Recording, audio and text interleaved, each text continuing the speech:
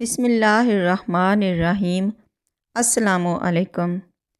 یہ وہ دور تھا جب محبوب خدا تاجدار انبیاء حضرت محمد صلی اللہ علیہ وسلم اپنی بچپن کی دل فریب اداؤں کے ساتھ مکہ کی سرزمین پر جلوہ افروز تھے۔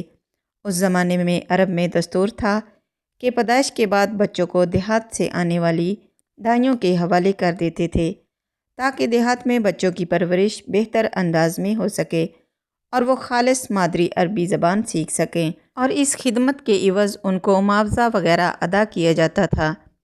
حلیمہ سعدیہ جب بچہ لینے کے لیے باقی دائیوں کے ساتھ پہنچیں تو صرف ایک یتیم بچہ ہی باقی رہ گیا تھا، جو کہ یتیم تو تھا مگر کسی کو کیا خبر کہ یہی تو یتیموں کا والی ہے۔ حلیمہ سعدیہ یہی بچہ لینے بی بی آمنہ کے گھر پہنچ گئیں۔ حلیمہ نے جیسے ہی بچے کو دیکھا تو حسن و جمال دیکھ کر حیرت میں ڈوب گئیں۔ پیارے آقا صلی اللہ علیہ وآلہ وسلم سوئے ہوئے تھے۔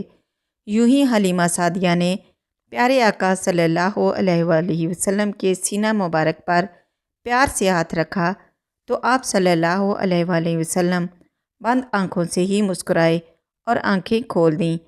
حلیمہ سعدیہ نے پیارے آقا صلی اللہ علیہ وآلہ وسلم کو اٹھایا اور واپس گھر کو چل دیں۔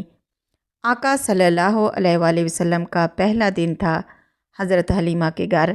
شام کو جب بکریاں چر کے گھر واپس پلٹیں تو ان کے تھن بھرے ہوئے تھے، سارے برتن بھر گئے مگر دودھ تھا کہ ختم ہی نہیں ہو رہا تھا۔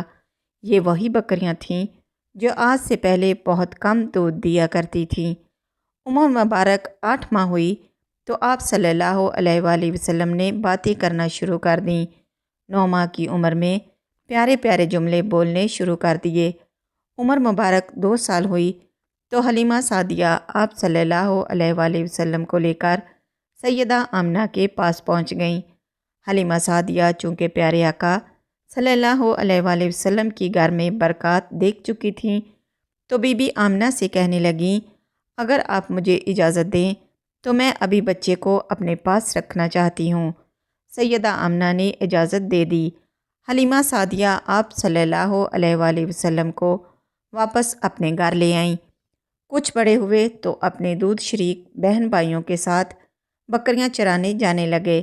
پھر کچھ ایسے واقعات رونما ہوئے حضرت حلیمہ کو آپ صلی اللہ علیہ وآلہ وسلم کے نقصان کا ڈر ہوا۔ اسی طرح ایک بار حضرت حلیمہ نبی کریم صلی اللہ علیہ وآلہ وسلم کو عکاص میں کے میلے میں لے آئیں۔ جاہلیت کے دور میں یہاں بہت مشہور میلہ لگتا تھا۔ عرب کے لوگ حج کرنے آتے تو شوال کا مہینہ بھی یہاں ہی آ کر گزارتے۔ خوب کھیل تماشے ہوتے، اپنی بڑائیاں بیان کی جاتیں اور بولیاں لگائی جاتیں۔ آپ صلی اللہ علیہ وآلہ وسلم بچپن میں حضرت حلیمہ کے ساتھ اس میلے میں موجود تھے کہ کاہن کی نظر آپ صلی اللہ علیہ وآلہ وسلم پر پڑ گئی۔ اسے آپ صلی اللہ علیہ وآلہ وسلم میں موجود نبوت کی تمام نشانیاں نظر آ گئیں۔ کاہن نے دیکھتے ہی میلے میں واویلا شروع کر دیا اور چلاتے ہوئے کہنے لگا، لوگو اس بچے کو مار ڈالو۔ حضرت حلیمہ اس کی بات سن کر گھبرا گئیں اور جلدی سے وہاں سے سرک گئیں۔ لوگ کاہن کے گرد جمع ہوئے تو اس نے کہا، معبودوں کی قسم، میں نے ابھی ایک لڑکا دیکھا ہے، وہ تمہارے دین کے ماننے والوں کو قتل کرے گا، تمہارے بتوں کو توڑ ڈالے گا اور تم سب پر غالب آ جائے گا۔ لوگ آپ صلی اللہ علیہ وآلہ وسلم کی تلاش میں دوڑے مگر ناکام رہے۔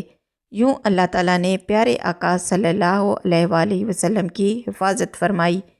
ان تمام واقعات کے بعد حضرت حلیمہ سعدیہ رضی اللہ عنہا نے پیارے آقا صلی اللہ علیہ وآلہ وسلم کو واپس کرنے کا فیصلہ کیا۔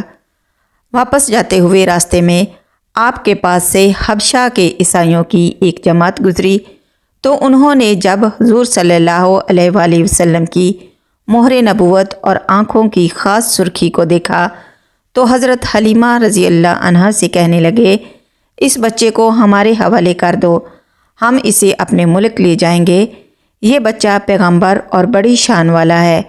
الغرض حلیمہ سعدیہ بچتے بچاتے نبی کریم صلی اللہ علیہ وآلہ وسلم کو لے کر حضرت آمنہ کے پاس پہنچ گئیں اور آپ صلی اللہ علیہ وآلہ وسلم کو بی بی آمنہ کے حوالے کر دیا۔